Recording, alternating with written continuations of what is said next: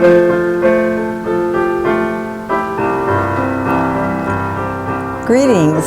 My name is Vicki Marthaler, and I represent the women of Grace Lutheran Church here in Hendersonville, North Carolina. We welcome you to this reading theater for children. The women of the Evangelical Lutheran Church of America, they observe the first Sunday in the month of May as Rachel's Day.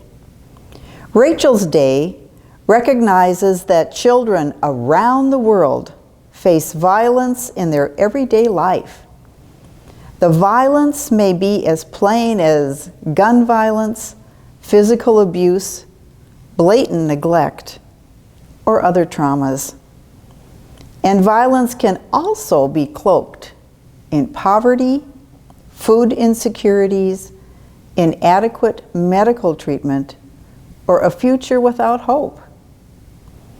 It was in 1996 that the women of the ELCA, at its triennial convention in Minneapolis, Minnesota, passed this resolution. The ELCA women encourage congregations to recognize the first Sunday in May of each year as Rachel's Day, based on Jeremiah 31, verses 15 through 17, where Rachel grieves for her children. And the ELCA women renounce the forces of evil and the fear that plagues our nation, and thus our children. This resolution passed, and the women of Grace Lutheran thereby offer a Reader's Theater for Children in recognition of Rachel's Day. Our hope is to stand united for children's health, their safety, and their welfare. We will do this today through an age-old ministry of reading books. Reading books that transport us to safe and lovely places where children can be comforted as well as inspired, where children can laugh and relate and have hope. With these intentions, and for the sake of children everywhere, we share these little stories. So, I invite you to grab your favorite blanket, get comfy and cozy for the next 30 minutes or so, as we share a few of our favorite books. And may our gracious Lord and His favor and peace be upon this time. We're going to begin with a book that I enjoyed reading to my grandchildren. It's called Farmer Dale's Red Pickup Truck. Farmer Dale's red pickup truck hauled a load of hay. A bossy cow with eyes of brown was standing in the way. "How about a ride?" asked Bossy Cow. "Hop in," said Farmer Dale. "Move over," ordered Bossy Cow. "There's no room for my tail." Well, the truck bounced up, the truck bounced down. It spit and sputtered toward the town. Farmer Dale's red pickup truck was chugging right along. A woolly sheep came strolling by, bleating out a song. "Room for more?" sang Woolly Sheep. "Fit me in somehow?" "No problem," answered Farmer Dale. "Move over," uttered Cow. Oh, the truck bounced up and shimmied. It coughed and wheezed back down. The pickup spit a cloud of smoke and sputtered toward the town. Farmer Dale's red pickup truck hit a rocky bump. It swerved beside a roly pig skating past the dump. "Oh, my stars!" squealed Roly Pig. "You folks just knocked me down." "So sorry," Dale apologized. Need a ride to town? I do indeed, said Rolly Pig. My skates are broken now. Climb aboard, sang Woolly Sheep. Move over, ordered Cow. The truck bounced up and groaned back down. It hiccuped twice and chugged toward town. Farmer Dale's red pickup truck slowly rattled on. A goat with an accordion stood grazing on the lawn. Can I squeeze in? Asked Nanny Goat. My pleasure, Farmer said.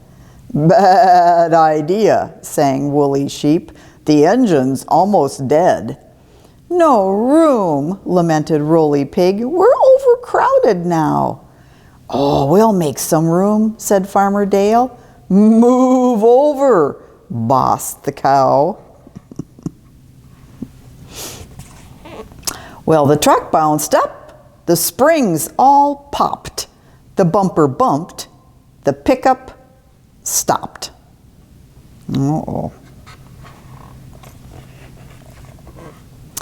Farmer Dale's red pickup truck stood stranded in the road. It seems you have a problem, a cocky rooster crowed. We do, admitted Farmer Dale. The problem is we're stuck. The weight of all these animals is too much for my truck. Rooster eyed the animals. You're such a cozy group. I hate to cluck like Mother Hen, but who will fly the coop? I just squeezed in, said Nanny Goat. Oh, I'm faint, squealed Rolly Pig. I won't move, said Bossy Cow. I'm boss of this red rig. Too bad for you, sang Woolly Sheep. The biggest has to go. Oh, settle down, said Farmer Dale. Let's think now, nice and slow. I'll get out, the farmer said, and push us from the rear. Good idea, said Nanny Goat. Cow replied, I'll steer. Farmer Dale's red pickup truck didn't budge at all. Dale pushed until his face was red. And then he heard a call. Can I butt in? Asked Nanny Goat. I'd like to lend a hoof. Rooster squawked, I'll point the way, and then roosted on the roof.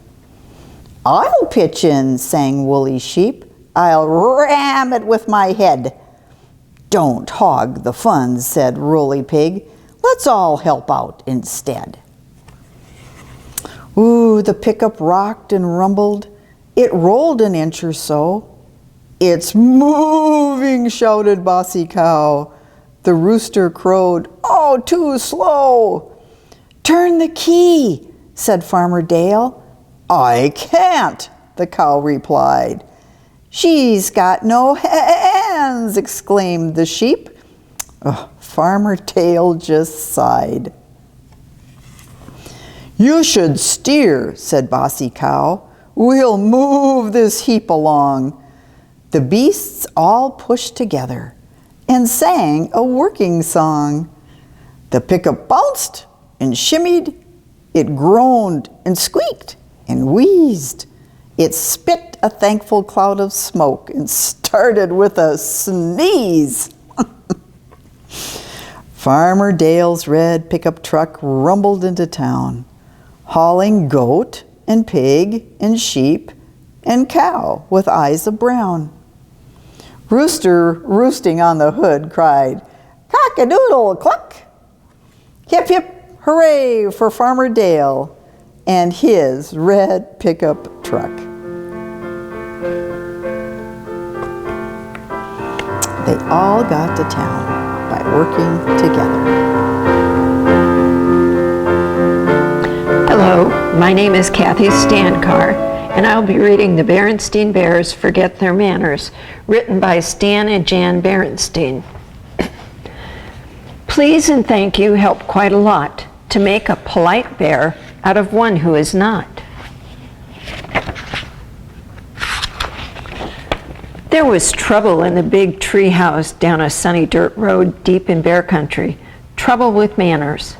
The bear family's trouble with manners was that they forgot them. At first, it was just an occasional please or thank you that was forgotten. Then there was a rude push without an excuse me. Then a reach across the table instead of a please pass the broccoli. Mama Bear wasn't quite sure how or why it happened, but she was sure of one thing. Whatever the reason, the bear family had become a pushing, shoving, name-calling, ill-mannered mess. Silly head, fuzzbrain, noodle puss. At the table it was even worse. They were a grabbing, mouth-stuffing, food-fighting, kicking under the table, super mess. Of course, Mama Bear tried to correct brother and sister Bear's behavior. She tried coaxing. She tried complaining. She tried shouting. She tried going to Papa for help, though it sometimes seemed to Mama that he was part of the problem. Papa banged on the table and shouted as only he could shout, but nothing really seemed to do any good. Mama didn't like what was happening to her family, not one bit.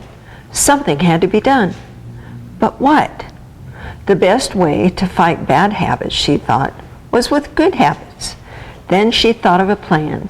She got a big piece of cardboard and a marker.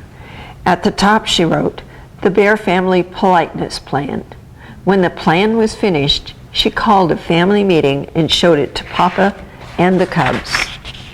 It certainly got the Bear family's attention. Mama's plan had a list of all the rude things she wanted to stop. Beside each one was a penalty, a job or chore that went with it. If you forgot a please or a thank you, you had to sweep the front steps. If you pushed or shoved, you had to beat 2 rugs. If you caught name calling, you had to clean the whole cellar.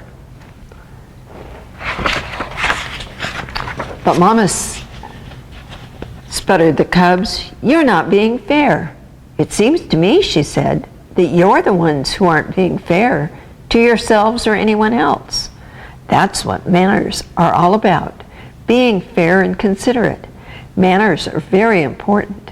They help us get along with each other. Why, without manners—" "Your Mama's absolutely right," interrupted Papa. "Thank you, Papa, for your comment. But interrupting is number 3 on the rude list, and the penalty is dusting the downstairs," Mama said, and handed him the feather duster. Said Brother, "this looks serious. I think we'd better come up with a plan of our own, or we're going to be doing a lot of extra chores." "What sort of plan?" asked Sister. "Well," he said, "instead of just being polite, we'll be super polite. We'll please and thank you so much that Mama will get fed up and call the whole thing off." "Yes," said Sister, "we'll be so polite she won't be able to stand it." They put their plan into action. They were super polite on the stairs. "After you, Sister dear." "Thank you, dear brother."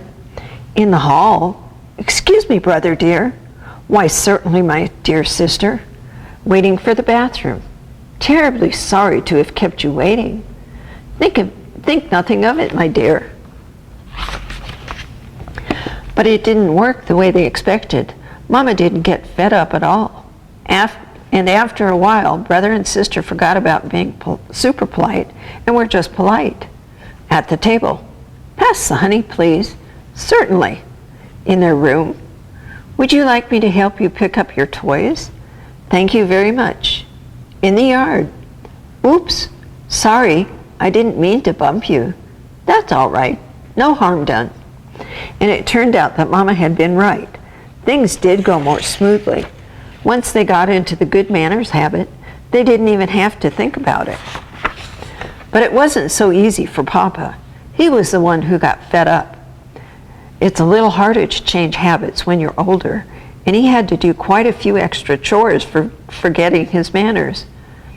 I'm glad to get out of the house away from the politeness plan, he said as he drove the family along the highway on a trip to the supermarket. Manners and courtesy are just as important away from the house, especially on the road, said Mama as they stopped at a stop sign to let pedestrians and other cars pass. They help us drive safely. Well, grumbled Papa as they all went into the busy supermarket, I think you can have too much of a good thing. You've got to have common sense along with manners. Why, if you let everyone go ahead of you at the checkout, you'd be there forever. And sometimes you have to interrupt. Excuse me, madam, he interrupted a shopper, but I believe you have a leaking bottle in your cart. The shopper thanked him for his help. You see, he said, driving home, there's more to life than remembering your manners. Besides, manners are all right for cubs and mama bears. But we papa bears have other things to think about. At that moment, the car in front stopped suddenly, and Papa bumped into it. He was furious. Why, that pin-headed fiddlebrain, he snarled. Name-calling, reminded Sister. The penalty for name-calling was cleaning the whole cellar, so Papa gritted his teeth and remembered his manners. And a good thing, too, because climbing out of the other car was the biggest, angriest bear he had ever seen. But when the angry bear saw how polite Papa was, he remembered his manners too. He explained that he had stopped short because a mama duck and her ducklings had crossed in front of him. Then he and Papa Bear looked at their bumpers and saw that no harm had been done. As I was saying, said Papa, as they continued on their way, it's very important for us to remember our manners at all times. And I want to thank you, Sister, for reminding me to remember mine. You're very welcome, I'm sure, said Sister Bear politely.